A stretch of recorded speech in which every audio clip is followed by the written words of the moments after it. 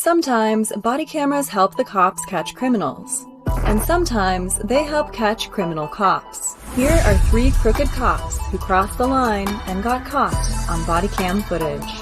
Number 3. Cop plants drugs during traffic stop.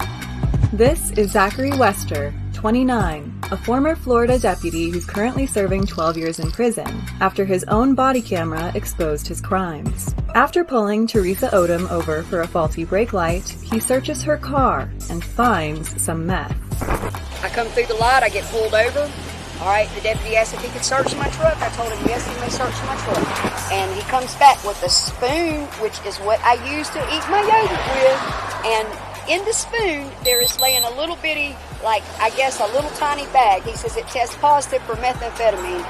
So I guess I'm going to go to jail. And it damn sure ain't mine, and nobody's been in my truck but me. This fed into a year-long investigation into Wester's arrests, which found evidence that he had planted drugs in more than 20 cars, and even falsified drug tests to support his claims, making a hobby out of ruining the lives of innocent people and sending them to jail.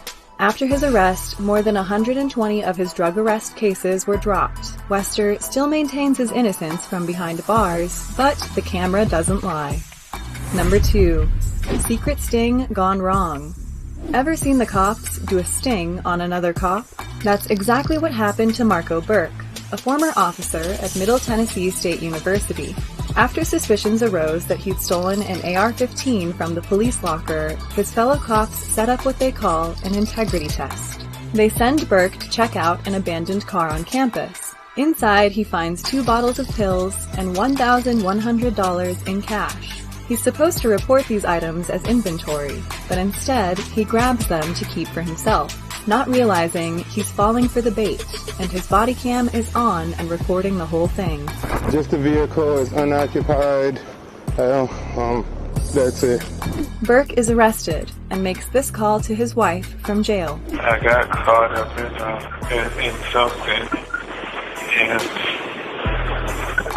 I got in trouble. I know what I did. They did his thing, and I got caught. So Burke was ultimately found guilty of theft, misconduct, tampering with evidence, and false reports to an officer. He'll probably never wear a body camera again. Number 1. Officers arrest officer at crime scene.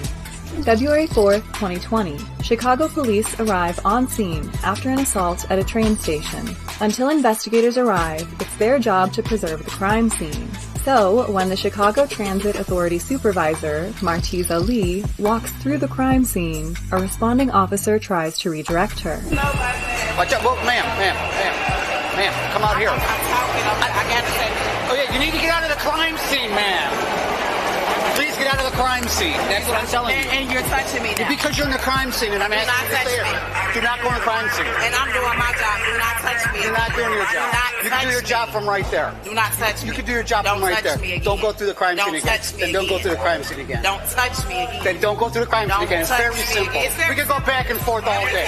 Don't touch me. When the police sergeant William Spiker arrived 7 minutes later, Mrs. Lee complains that his officer grabbed and pushed her. But the sergeant says his officer was acting within his rights to protect the crime scene. And even worse, I want something to be done.